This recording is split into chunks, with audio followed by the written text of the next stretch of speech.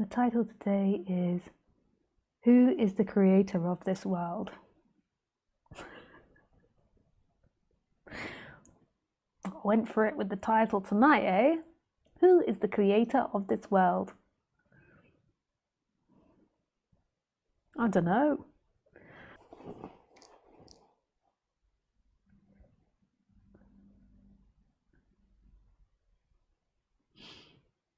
So yes. Okay, but who is the creator of the world? So eventually with this subject, it comes down to nothing or silence. Like, what can there be spoken of? What can be spoken of? Like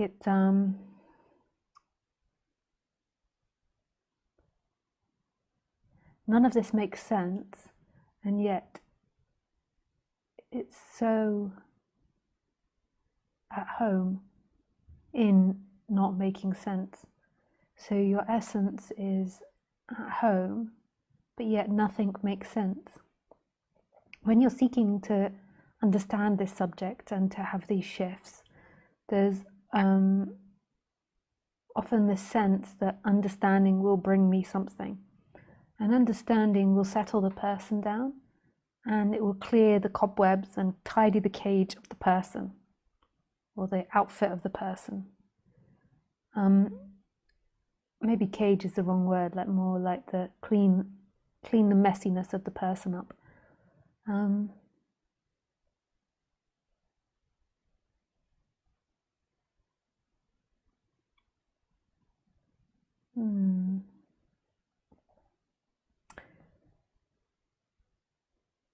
And you believe that you're going to come to some sort of conclusion at some point, that you'll come to some sort of understanding, that you'll hear this enough times and you will suddenly get it.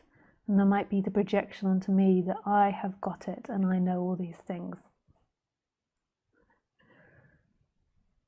But that's actually not what happens. It's actually the opposite. You lose more and more what you thought you knew. And in losing what you knew or what you thought you knew, there becomes less and less questions.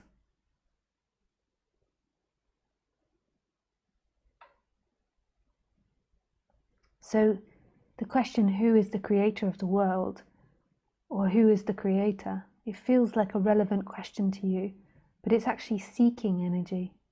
Like you're seeking to understand something for what, and every body-mind mechanism will have a different reason as to why it's seeking that. Some will be because it's out of fear, some will be out of entertainment, some will be out of excitement, some will be out of some power trip, and some will be to get rid of their ego, which might feel like the most genuine seeking energy, but it's still a seeking energy to get somewhere. So there is a person that exists in time and space, and they are going to understand something in time and space. So there is imaginary you that is going to get somewhere. And in that getting somewhere, you are going to achieve something and have something for you. And that's what it feels like, but it might not be conceptual like I'm explaining it. It's more a feeling in the body, like the body wants to know. There is this urge in the body to know. And while that's there, act it out. There's nothing wrong with acting out the seeking energies. It's not encouraging the seeking energies to act them out. In some ways, acting them out diffuses it. Like I had a friend that had an awakening, and it was in the moment that she got everything that she wanted, that she had this awakening and everything disappeared. She was just like, I got everything. I'm so contented. It was really sweet. And then that shift happened.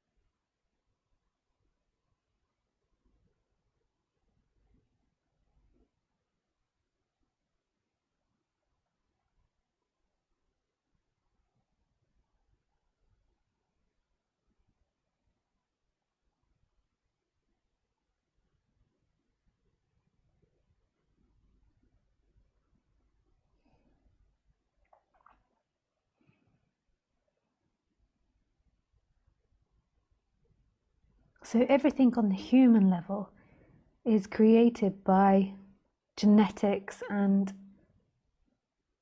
social conditioning. And genetics, you could say, is past lives. And so everything that you think or feel in this life is down to those two dynamics. And most of the time you take them to be truth. So even your seeking for this subject is the conditions of that body, which is genetics and social conditioning.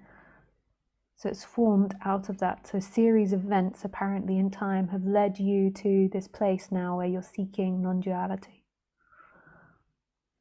So this is the time-bound story. There's also another explanation, which is direct contradiction, which is just spontaneously arising out of this, which is also true.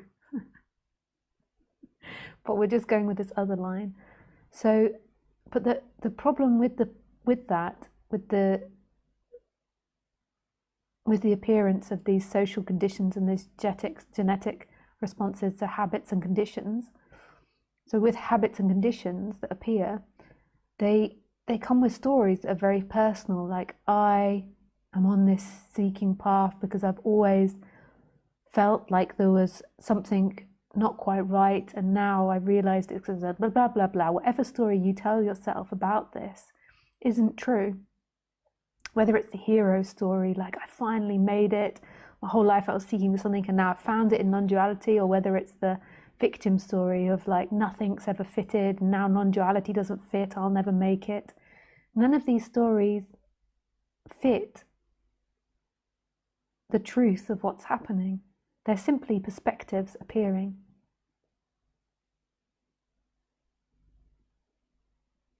There's nothing wrong with those perspectives.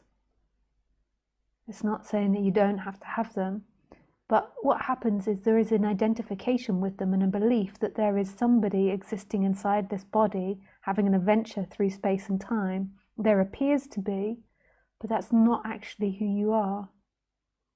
So in this dream world, or in this world, there's always an appearance of a person coming and going, that's needed in order for functioning, but it's not actually truth. It's not telling you the truth of what's happening. And it's not speaking about who you truly are. It's simply speaking about the character, the habits and the conditions of the character which are translated into stories.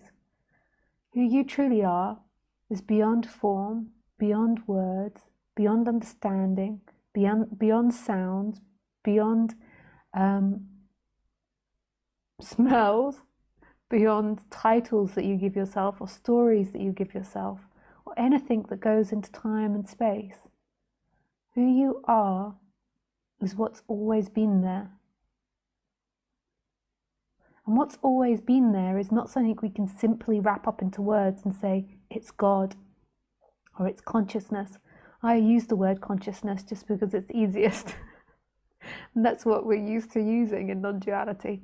But it's not actually consciousness. It's unknowable, it's mystery. It cannot be named in words. And who you truly are is the creator of all things. And it's not happening to an entity. It's not happening in there to an entity. It's happening in the experience. So that wall is being created by no thing right now. The computer is, I am, the sounds are, the plant is, and this no thing is beyond description. We could call it consciousness or perception, but the perception isn't separate from what's happening. And maybe it's not quite right, perception. Maybe it's nailing it down. So if we call it perception or watching, it's not separate from the experience. You could say experiencing is creating now, and the experiencing is not a thing and all things. So if you take me, like looking at me right now, like, do I come from time? Do I come from the past? Or do I come from right now?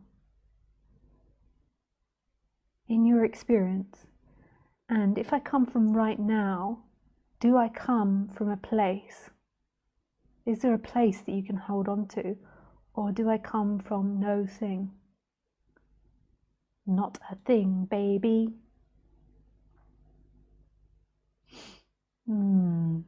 So juicy. The same with everything else. If you look around the room isn't appearing from a place that you can find. You can't find the origin and get a microscope and be like, there is the place, the source, there's God, it's coming from there, I found it there. Because if you did do that, then it would be something in this world. So everything's appearing from no place that you can't find, but yet it's here, yet it is, yet it's being perceived. And the perception isn't away from anything. We think that perception is in the head and that it's coming from here, but actually the perception isn't separate from anything. It's not separate from anything. Isn't that fantastic? Can you hear the beauty and the divinity in that? The perception isn't away from anything. It's not separate from me, from the sounds, from the seat, from the room, from the lights, from the dog, from anything.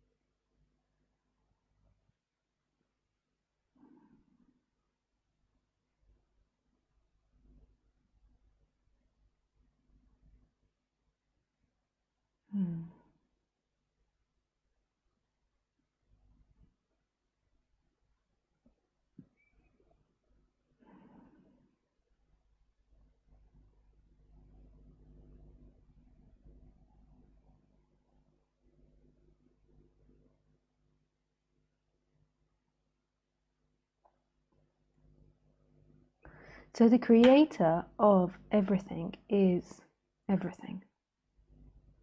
what's happening. And this requires the letting go of everything that you're attached to, every thought that you're attached to, the thought of you, the energy of you, the stories, the ideas, the needs, the wants. It's just coming back to right now. Right now, right here, right now.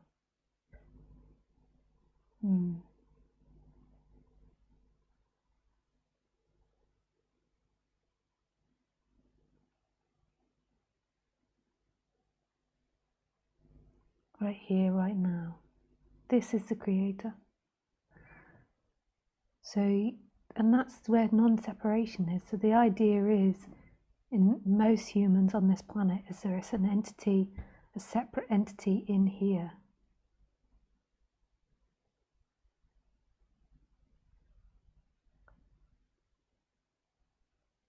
Whereas that's not true. There is no separate entity in here. There is thoughts and energies and ideas arising, giving the appearance of somebody that chooses and does things. But that is not who you are. That is something playing.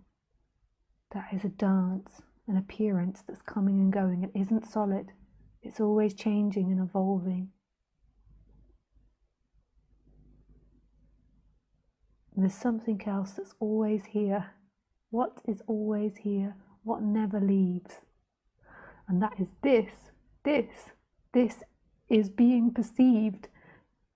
And then also this. So everything, this experience of everything, this.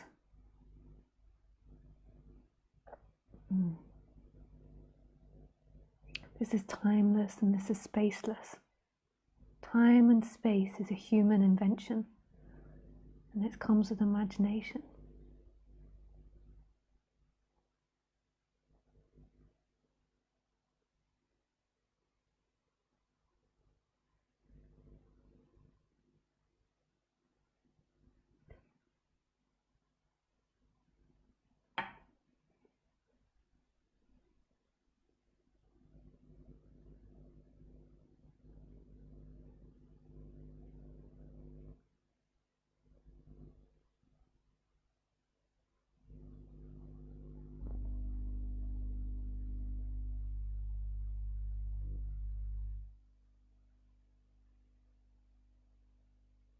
Mm.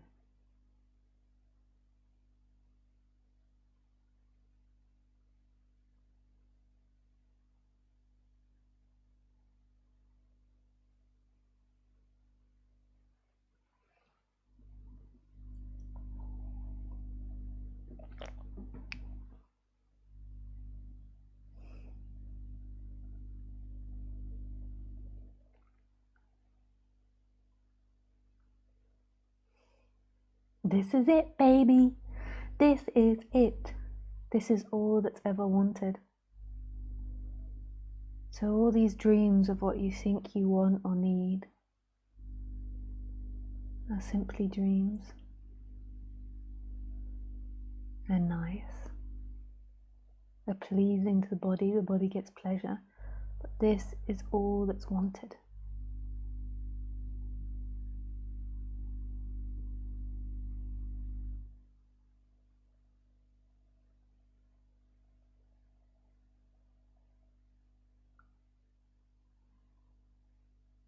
There's nothing else that's wanted. Whatever you believe it is that you want is a belief. Come from apparently many things in the past and specific to that body-mind mechanism. But it's not true.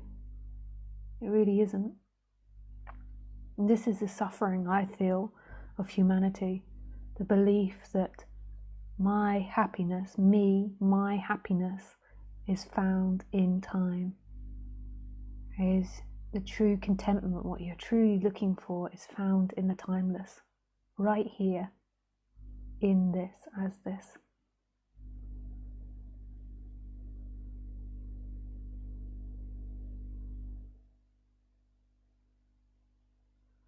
Humans are so complicated. All types of wars are based on me and the other. Me and the other, and all this complicated thinking that comes with it. That the other is to blame, the other is responsible. I'm to blame, I'm responsible. We could have done it differently. We should be living like this. I should have a life experience like this right now. I'm 40 years old, and what have I done with my life, or where am I going? All these types of stories, or there's nothing in this life that will satisfy me. My partner's not enough, my children aren't enough, my dog's not enough, or I need better than this. All these stories, and none of it's true. It really isn't. It really isn't. All that's really needed is what you are, which is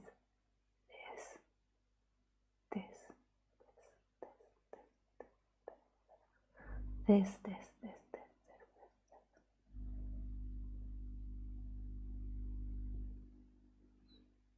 And this is free to be anything, and this is who you are.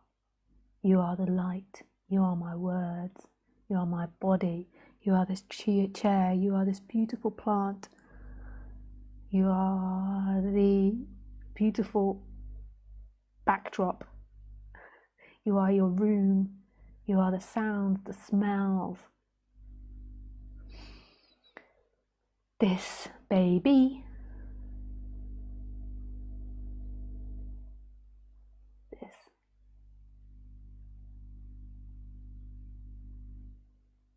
What love? And that is unconditioned love. It's not based on a condition. I need life to look like this. I need you to look like this. It's absolute unconditioned love.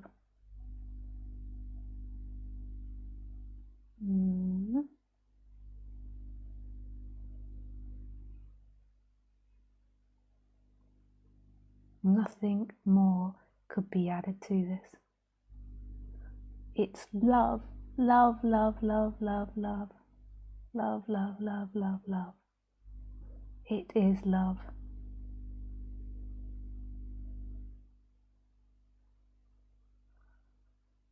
And that's not meaning to negate from cleaning up the person, making the person nicer and more healthy. I'm not against psychology or therapies. It's not that non-duality is in the opposition from it. It's just that they're different subjects. often, in order to hear non-duality, there has to be a settling of the person. So they often coincide. But it's not that you're going to do all these therapies or these practices and you're going to arrive at some place, because who would arrive at what place? It's just that when the person isn't suffering so much, then there can be this hearing of what's beyond the person. When there's deep contraction and deep suffering, it's often impossible to hear. But that saying that, you can have awakenings in deep suffering.